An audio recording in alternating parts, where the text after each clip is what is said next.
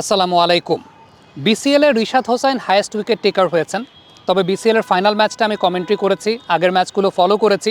সেই জায়গা থেকে দায়িত্ব নিয়ে একটা বিষয় বলতে পারি যে ওয়ানডে ক্রিকেট অনুযায়ী up to the mark bowling Rishad Hossain করেন নাই, সত্যিকারের অর্থে করেন নাই। যদিও তিনি হাইয়েস্ট উইকেট টেকার হয়েছেন, আমরা এটা জানি যে আমাদের ঘরোয়া পর্যায়ে ব্যাটসম্যানদের কোয়ালিটির জায়গা থাকে। আবার অনেক সময় অনেক ব্যাটসম্যান দেখা যায় যে লেজি বা ক্যাজুয়াল এফোর্টে কোনো একটা শট খেলতে গিয়ে আউট হয়ে গেছেন। ইরফান শুক্কুর যেমন চিন্তা করে দেখেন যে ফাইনাল ম্যাচে 1 রান বাকি, সে সময় একটা লেজি অ্যাটেম্প করতে গিয়ে তিনি আউট হয়ে গেছেন। সো রিশাদের ঝুলিতে আরও একটা উইকেট যুক্ত হয়েছে। কিন্তু আপনি লাস্ট 3টা ম্যাচে যদি রিশাদ হোসেনের ইকোনমি রেটটা একটু লক্ষ্য করে দেখেন, তাহলে খেয়াল করে দেখবেন যে ইকোনমি রেট কিন্তু অনেক বেশি মাত্রায় এক্সপেন্সিভ তিনি হয়েছেন। এখন এক্সপেন্সিভ তিনি আসলে কেন হয়েছেন সেই ব্যাপারে আমরা দুইটা বিষয় আলোচনা করতে পারি। নাম্বার 1 যে বিষয়টা সেটা হচ্ছে ওয়ানডে ক্রিকেট আন্দাজে বোলিং করার যে জায়গাটা, সেখান থেকে রিশাদ হোসেনের এফিসিয়েন্সিটা এখনও টি-20 ক্রিকেটের মতো গ্রো করে নাই। এখন এই কথাটা আমি আসলে কেন বলছি, এই কথাটা আমি বলছি এই কারণে, টি-20 ক্রিকেটে যে বিষয়টা হয় যে ব্যাটাররা কিন্তু শর্ট খেলার ইন্টেনশনে থাকেন, ব্যাটাররা প্রচুর পরিমাণে শর্ট খেলার ইন্টেনশনে থাকেন, এবং তখন আপনি যদি অ্যাটাকিং নেচারে বোলিং করেন তখন ব্যাটসম্যান শর্ট খেলবে, আপনি সেই জায়গা থেকে উইকেট পাবেন। আপনি বিগ ব্যাশে লক্ষ্য করে দেখেন রিশাদ কিন্তু maximum number of occasions wicket পেয়েছেন, ব্যাটার যখন শর্ট খেলেছে তখন তিনি উইকেট পেয়েছেন। This is the nature of টি-20 বোলিং। টি-20 বোলিংয়ের এই ব্যাপারটা আছে, কিন্তু ওয়ানডে ফরম্যাটটাতে ব্যাটসম্যানরা কিন্তু কশন অ্যান্ড অ্যাগ্রেশনের একটা সমন্বয়ে ব্যাটিং করে থাকেন, এবং ওয়ানডে ফরম্যাটে ব্যাটসম্যান খুব সেফেস্ট ওয়েতে রান করার চেষ্টা করেন। এখন আপনি যখন 6 বলে 6টা সিঙ্গেল কনসিড করবেন, দ্যাট মিনস কিন্তু আপনার বোলিং ওয়ানডে আন্দাজে হচ্ছে না। রিশাদের ক্ষেত্রে ব্যাপারটা আসলে সেরকমই যে তিনি টি-20 বোলিংয়ের জন্য অনেক বেশি মাত্রায় পারদর্শী, বা টি-20 নেচারের বোলিংটা অনেক ভালো মতো তিনি রপ্ত করেছেন, সেটা মাশাআল্লাহ তিনি খুব ভালো মতো করেন। বাট ওয়ানডে ক্রিকেটে হয় কি, কখনো কখনো you have to be very much defensive. কখনো কখনো ওয়ানডে ক্রিকেটে আপনাকে ডিফেন্সিভ নেচারে বোলিং করতে হবে। রিশাদ যে বিষয়টা করেন সেটা হচ্ছে তিনি ফ্লাইটটা বেশ ভালো জেনারেট করেন, বলকে খুব ভালো মতো টার্ন করাচ্ছেন। বাট আনফর্চুনেটলি ওয়ানডে ফরম্যাটটাতে ব্যাটসম্যান কিন্তু খুবই কশন অ্যান্ড অ্যাগ্রেশনের সমন্বয়ে ব্যাটিং করতে থাকেন। তারা খুব সেফেস্ট ওয়ে খোঁজেন রান করার জন্য। আমরা সাইফ হাসান কিংবা নাইম শেখকে দেখেছি যে রিশাদকে আলটিমেটলি সিঙ্গেলে খুব সুন্দর করে ডিল করছেন। এখন এই সিঙ্গেলে ডিল করতে করতে রিশাদ যখন বোলিং করতে করতে ফ্রাস্ট্রেটেড হয়ে গেছেন, তখন 2-1টা যখন শর্ট বল পড়েছে, সেগুলো থেকে they made the best out of it. বেশ কিছু বল কিন্তু রিশাদকে দেখা গেছে যেগুলো শর্ট করছেন, লেন্থ ম্যানেজমেন্ট ভালো হচ্ছে না। It's because of frustration. কারণ যেই নেচারে বোলিং করে টি-20 ক্রিকেটে তিনি সফল হয়েছেন, ওই নেচারে বোলিং করে আসলে ওয়ানডে ক্রিকেটে সফল হওয়া যাবে না। ওয়ানডে ক্রিকেটে যে বিষয়টি ইম্পর্টেন্ট, ফিঙ্গার স্পিনাররা যে কারণে সফল হন যে প্রচুর তারা ডট বল কনসিড করান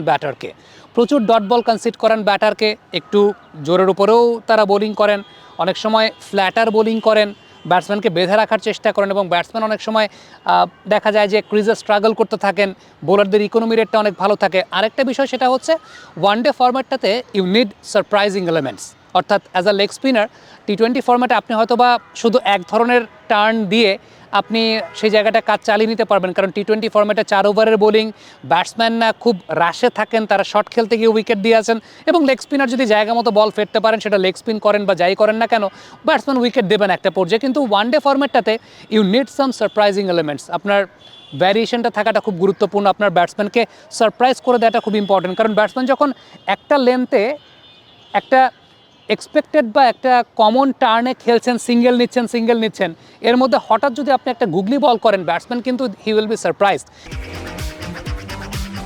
বাবা, এত এনার্জি কই পাও? এই পাওয়ার চুমুকে অ্যাকশন। এবং ওয়ানডে ক্রিকেটে এই নেচারটা আসলে খুব গুরুত্বপূর্ণ যে আপনি যদি ওয়ানডে ক্রিকেটে আসলে বোলিং করতে চান, এখানে কিন্তু 4 ওভারের বোলিং না, এখানে 10 ওভারের bowling, you need surprise elements, এবং আপনাকে ভ্যারিয়েশনটা নিয়ে অনেক বেশি মাত্রায় কাজ করতে হবে। অনেক সময় ফ্ল্যাট বল করতে হবে, অনেক সময় জোরে বল করতে হবে।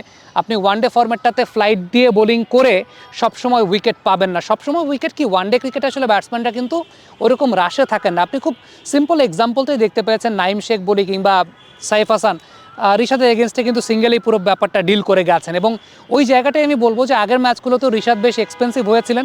তার পেছনে অন্যতম বড় কারণের জায়গাটা এখানেই ছিল যে ওয়ানডে নেচারের বোলিংয়ের জায়গা থেকে রিশাদকে আসলে ওইভাবে বোলিং করতে দেখা যায়নি। আরেকটা বিষয় উল্লেখযোগ্য আমি বলবো, সেটা হচ্ছে রাতের ম্যাচে বোলিং করা, ডিউ ফ্যাক্টরের সময় বোলিং করার জায়গাটা, এটা শুধুমাত্র রিশাদ হোসাইন না, আপনি দেখবেন যে ডিউ ফ্যাক্টর যখন ছিল ওই সময়টায় কিন্তু কেউই ঠিকঠাক মতো বোলিং করতে পারেন না। দেখেন, ওয়ানডে ফরম্যাটটা আমাদের দেশে রাতের বেলা খেলা হয় না, ওয়ানডে ফরম্যাটটা আমাদের ডোমেস্টিক ক্রিকেটে রাতের বেলা খেলা হয় না। এই বিসিএলের ফাইনালটা অ্যাক্সিডেন্টালি একটা ম্যাচ আমরা ডে নাইট দেখতে পেলাম, আদারওয়াইজ আপনি চিন্তা করে দেখেন আমাদের প্রিমিয়ার ডিভিশন ক্রিকেট লিগে কিন্তু ডে নাইট ম্যাচ হয় না। সো বোলারদের ওয়ানডে ফরম্যাটের বোলিং অনুযায়ী রাতের বেলা ডিউ ফ্যাক্টরের সময় আপনি কীভাবে বোলিং করবেন সেই ব্যাপারটা কিন্তু অভ্যস্ততাটা গড়ে ওঠে না এবং প্রচুর স্ট্রাগল করেছেন। ঋষাদকেও স্ট্রাগল করতে দেখা গেছে, বল ঠিকঠাক মতো গ্রিপ করতে পারছেন না, একটু পরপর টাওয়াল দিয়ে বল মুছছেন। সো এই জায়গাগুলোতে চর্চাটা আসলে খুব জরুরি। আমার কাছে ব্যক্তিগতভাবে মনে হয় যে ঋষাদ টি-20 ক্রিকেটে যেমন বোলিং করছেন, মাশাআল্লাহ বেশ ভালো বোলিং করছেন, বাট ওয়ানডে ফরম্যাটটার জন্য হি needs to put up some extra efforts. এবং আই উইশ যে মুশতাক ভাই তাকে নিয়ে এই ব্যাপারটায় কাজ করবেন, কারণ 4 ওভারের বোলিং আর 10 ওভারের বোলিং কিন্তু সেম না। আবার বলের কন্ডিশনও একটা ম্যাটার করে। আপনি যখন 4 ওভারের বোলিং করছেন আপনার বলের কন্ডিশনটা একটু বেটার থাকছে। আবার ওয়ানডে ফরম্যাটটাতে যে সময় ওভার 34, 35, 36 ওভার হয়ে গেছে, বা আপনি যখন 30 থেকে 40 ওভারের দিকে চলে যাচ্ছেন বা তারপরের দিকে চলে যাচ্ছেন, তখন কিন্তু বল কন্ট্রোল করাটাও একটা খুব ইম্পর্টেন্ট ব্যাপার। সেই জায়গাগুলো মানে 10 ওভার বোলিং ফিটনেসের জায়গা, বলের কন্ডিশনের জায়গা এবং বোলিং নেচারের জায়গা।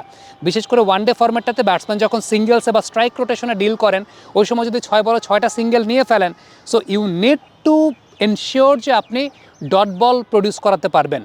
ওয়ানডে ফরম্যাটটাতে দিস ইজ ভেরি ইম্পর্টেন্ট যে আপনি ব্যাটারকে অনেক বেশি মাত্রায় টাফ টাইম দেবেন, কারণ ওয়ানডে ফরম্যাটটাতে ব্যাটসম্যান কিন্তু খুব দেখা যায় যে আরামে 6 বলে 6টা সিঙ্গেল নিয়ে বেরিয়ে যেতে চায়, তার বাউন্ডারি মারার দরকার নাই।